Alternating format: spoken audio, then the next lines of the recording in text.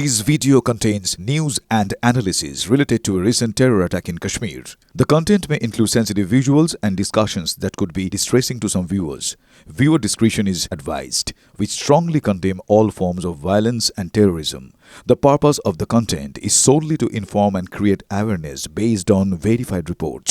MDH chana masala এখন ছোলা হোক বা বরবটি দানা, সাদা চানা হোক বা কালো, সব রান্নাই হবে অসাধারণ। এবার খেলার মাঠেও পাকিস্তানকে বয়কট ভারতের। সেন্ট্রাল এশিয়ান ভলিবল চ্যাম্পিয়নশিপ থেকে সরে দাঁড়ালো ভারত। 28 মে থেকে 4 জুন পর্যন্ত ইসলামাবাদে হওয়ার কথা ছিল এই প্রতিযোগিতা। টুর্নামেন্টে প্রথম অংশগ্রহণকারী দল হিসাবে নাম নথিভুক্ত করে ভারতই, কিন্তু পহেলগাঁওতে জঙ্গি হামলার পর প্রতিযোগিতা থেকে সরে দাঁড়ানোর সিদ্ধান্ত ভারতের। আরো বিস্তারিত এই নিয়ে কথা বলবো, প্রতিনিধি রক্তিম রয়েছেন আমাদের সঙ্গে টেলিফোন লাইনে। রক্তিম, দেখো, এই সেন্ট্রাল এশিয়ান ভলিবল চ্যাম্পিয়নশিপকে বলা হয় ভলিবলে, মানে এশিয়ার ভলিবলে অত্যন্ত কুলিন টুর্নামেন্ট।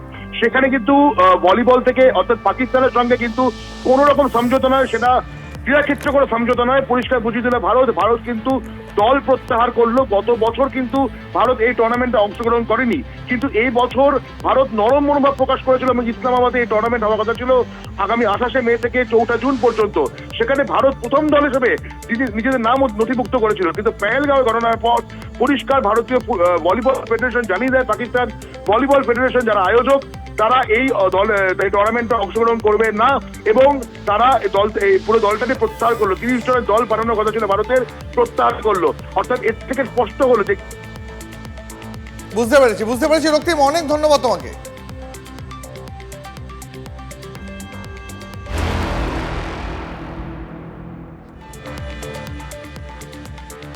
কিন্তু দ্বীপ ইতিমধ্যেই যে প্রত্যাঘাত শুরু হয়ে গেছে উপকূলে, সেই প্রত্যাঘাত অবশ্যই আমাদের নজর রয়েছে, কারণ উপত্যকায় প্রত্যাঘাত শুরু হয়েছে। এর আগে আমরা দেখলাম আদিল ঠোকার, আর এরপরে আমরা দেখছি জঙ্গি ফারুক, তার বাড়ি একেবারে গুড়িয়ে দেওয়া হয়েছে জম্মু কাশ্মীরের কুপওয়ারাতে। গতকাল সন্ধ্যাবেলায় লস্কর জঙ্গি ফারুকের বাড়ি উড়িয়ে দিয়েছে সেনা। স্থানীয় সূত্রে জানা যাচ্ছে এই ফারুক লস্কর জঙ্গি বর্তমানে পাকিস্তানে সে লুকিয়ে রয়েছে। প্রত্যাঘাতের বার্তা জঙ্গিদের কানে পৌঁছে দিতে তৎপর ভারতীয় সেনা।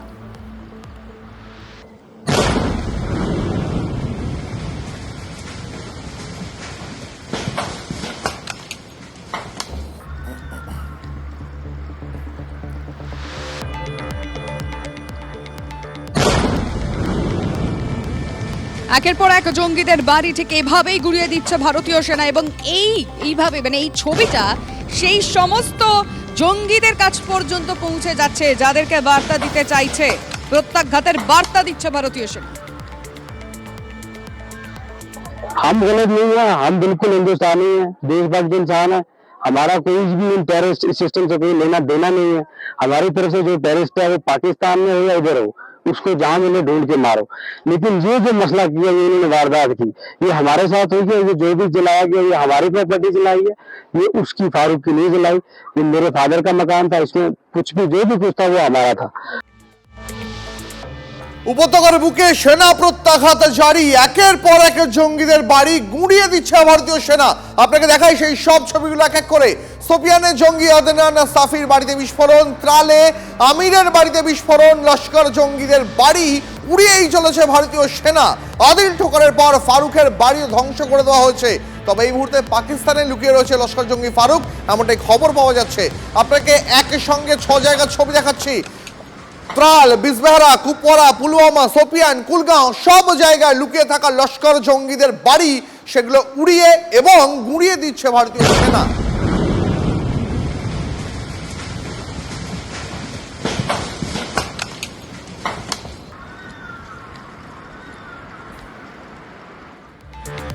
দেখাচ্ছি আপনাদের এক এক করে জঙ্গিদের বাড়ি ধ্বংস সেনার। সোপিয়ানে আদনান শাফি নামে জঙ্গির বাড়িতে বিস্ফোরণ। গত 1 বছর ধরে বিভিন্ন রকম জঙ্গি কার্যকলাপের সঙ্গে যুক্ত এই আদনান। ত্রালের বিস্ফোরণে জঙ্গি আমিরের বাড়ি উড়িয়ে দেওয়া হয়েছে। আমির নাজিরের নামও জঙ্গিদের খাতায় আগে থেকেই ছিল। তবে এই জঙ্গিদের বাড়ি উড়িয়ে একটা স্পষ্ট বার্তা দিচ্ছে ভারত। প্রত্যাঘাতের বার্তা একেবারে জঙ্গিদের কানে পৌঁছে দিতে তৎপর সেনা। जिस तरह पहले आपने लाइन ऑफ कंट्रोल का जिक्र किया, लगातार पिछले 3 दिन से जो पूरा नॉर्थ का सेक्टर है जिसमें मसिल, टंगधार, गुरेज, जिसमें नीलम और नीपा घाटी भी आती है, वहां पर पाकिस्तान की तरफ से सीज फायर का उल्लंघन किया गया, जिसका लगातार भरपूर जवाब दिया जा रहा है।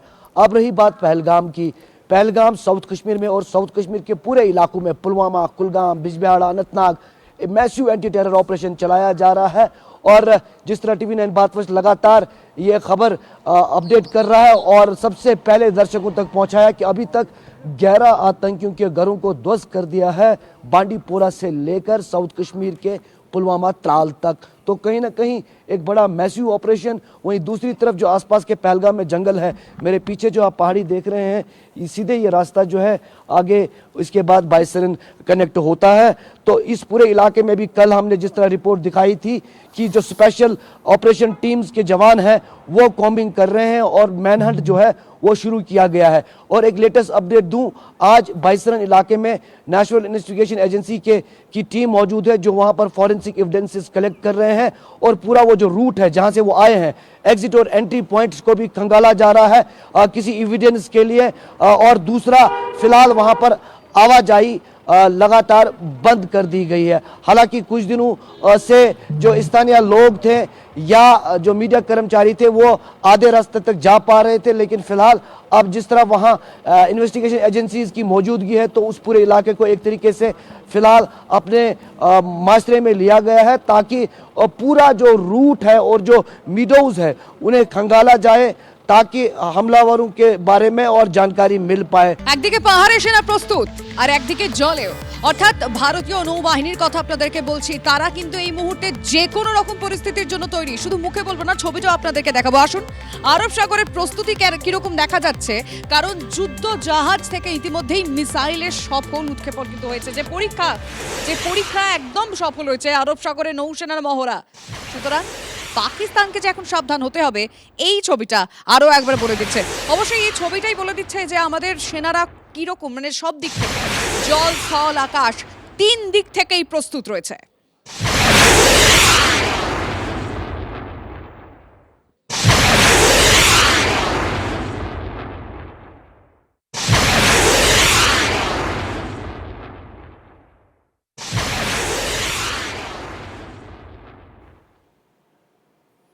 লিমা আমাদের দেখালো যে ছবিটা, সেটা নৌসেনার ছবি। এবার সীমান্তে যুদ্ধের দামামার আর একটা প্রস্তুতির ছবি দেখাই। আমরা সব পরিস্থিতির জন্য তৈরি, যুদ্ধ মহড়ার ভিডিও পোস্ট করে কড়া বার্তা দিল ভারতীয় সেনা। পিসিআরকে বলবো বিগ ওয়ালে সেই ছবিটা দিতে। দেখুন পদাতিক সেনা, নৌসেনার ছবি দেখাচ্ছিল লিমা, এবার দেখুন পদাতিক সেনা তারা কতটা প্রস্তুত সেই ছবি আপনারা দেখতে পাচ্ছেন। সেই ছবি ভারতীয় সেনা পোস্ট করা ভিডিও। আমরা তৈরি যে কোনো মুহূর্তে, যে কোনো পরিস্থিতির জন্য, যে কোনো শত্রুর জন্য, এই বার্তাই দিচ্ছে ভারতীয় সেনা।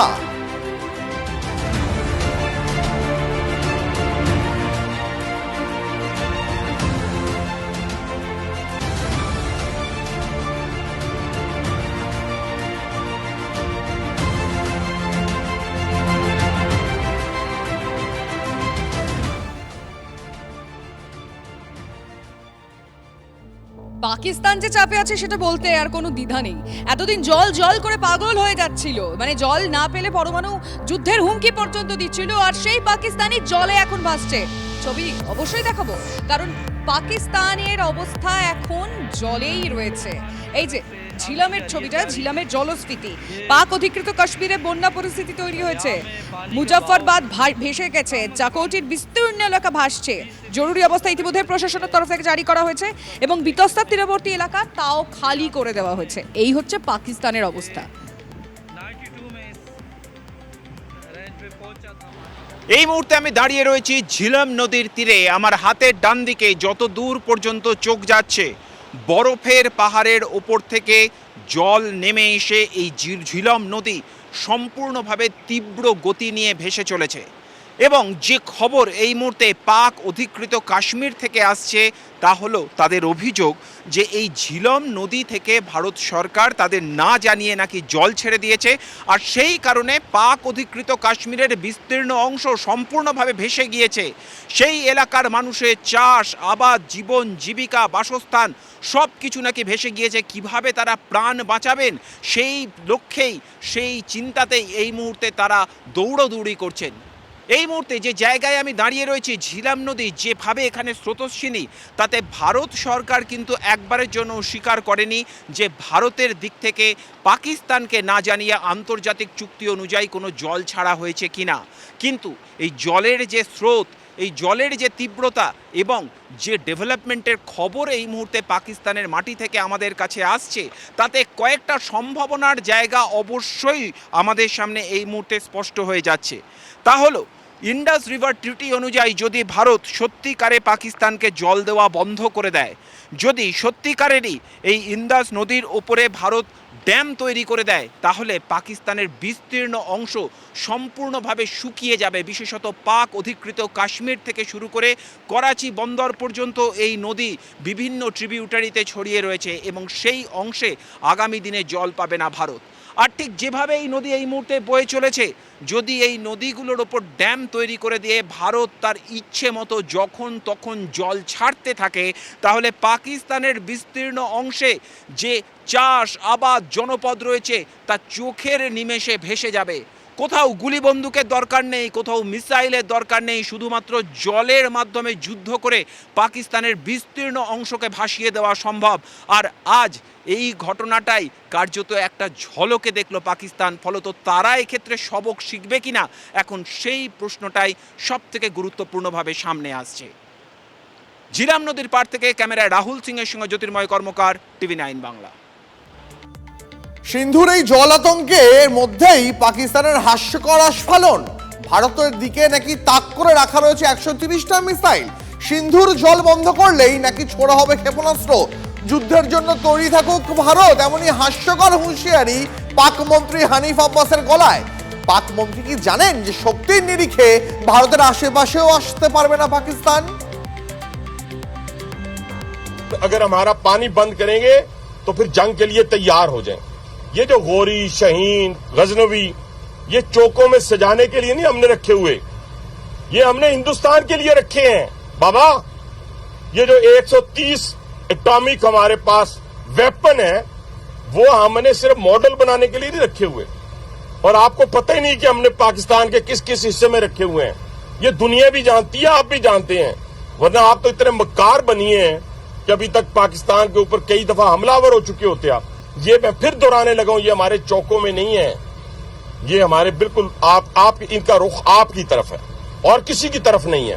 तो इसलिए ये सोचना भी ना कि आप पाकिस्तान की हदूद को क्रॉस करोगे, अगर सोचोगे भी तो उसका खमियाजा आपको भुगतना पड़ेगा। পাকিস্তানকে ভারতের সামনে এবার হাঁটু মুড়ে বসতে হবে, এমন শিক্ষা দেওয়া হবে যে আর উঠে দাঁড়াতে পারবে না। এই কথাকে বললেন জানেন কেন্দ্রীয় মন্ত্রী হরদীপ সিং পুরী। এবার ভুল নম্বর ডায়াল করেছে পাকিস্তান, হিসেবে ভুল করে ফেলেছে, কারণ ভারতের প্রধানমন্ত্রীর নাম নরেন্দ্র মোদী।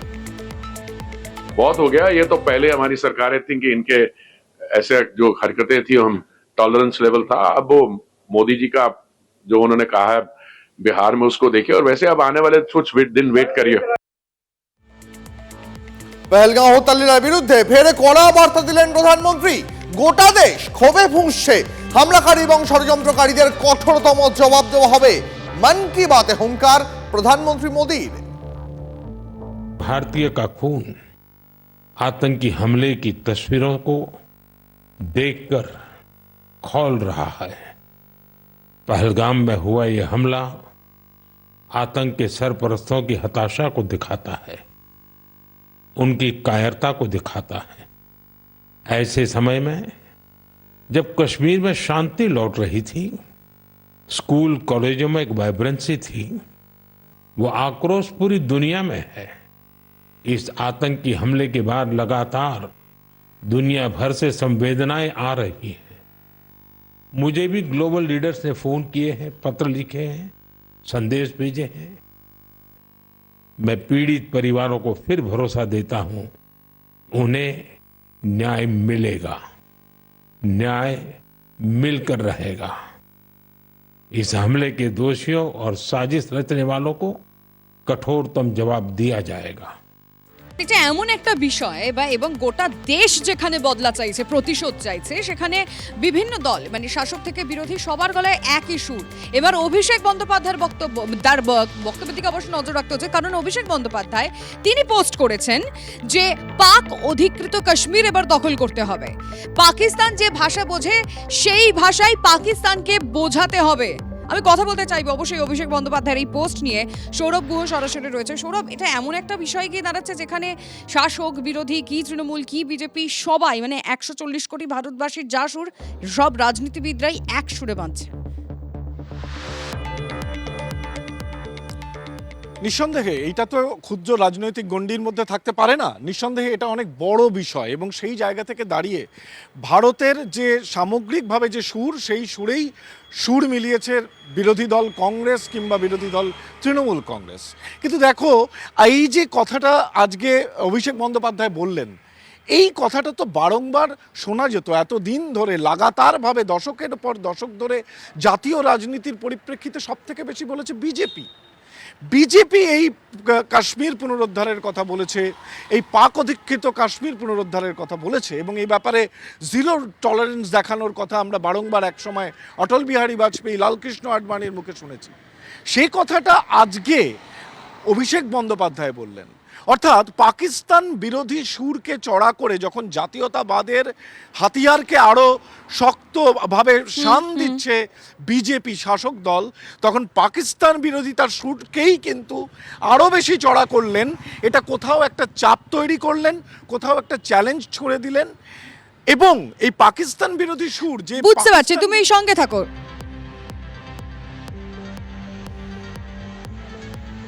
খুব ভালো, তাকে স্বাগত জানাচ্ছি দেশপ্রেমের জন্য। কিন্তু পশ্চিমবাংলার পাশে বাংলাদেশে যখন হিন্দুদের উপর অত্যাচার চলছিল, তো এখানকার সরকার কি করেছে, কি রিয়াকশন ছিল? যখন ওখানে হাসিনা সরকার ওখানকার যারা ছিল জিহাদি ইত্যাদি আক্রমণ করছিল, তাদেরকে টাইট করলো, মমতা ব্যানার্জি আহ্বান করেছিলেন এখানে চলে আসুন, আমরা শেল্টার দেবো। ওনারা কার পক্ষে আছেন? বাংলাদেশের ব্যাপারে একদম স্ট্যান্ড, পাকিস্তান একবার স্ট্যান্ড। নিজের তখন দায়িত্ব আছে তখন কিছু করবেন না, অন্যের ঘাড়ি চাপিয়ে দেবেন। হ্যাঁ, পাক অধিকৃত কাশ্মীর তো পাকিস্তান অধিকার করে রেখেছে, জবরদখল করে রেখেছে। তো সুতরাং সেটা পুনরুদ্ধারে অভিষেক বন্দ্যোপাধ্যায় আমাদের সর্বভারতীয় সাধারণ সম্পাদক যে কথা বলেছেন, এটা তো একেবারে বাস্তব যে এরকম টুকরো টুকরো কথা, এই করব, ওরা আবার একটা এই করব, একবারে মানুষের নানা রকম ভোগান্তি সাধারণ মানুষের। তো তার থেকে একেবারে একটা বড়সড় অ্যাকশান। তো সেক্ষেত্রে অভিষেক বন্দ্যোপাধ্যায় যে পাক অধিকৃত কাশ্মীর সেটাকে জবরদখল মুক্ত, পাকিস্তান মুক্ত করার কথা বলেছেন, তো সে তো একদম একটা ইতিবাচক সঠিক বার্তা। আরে কম দে কিন্তু খাঁটি দে। MDH কাশ্মীরি লাল লঙ্কার গুঁড়ো।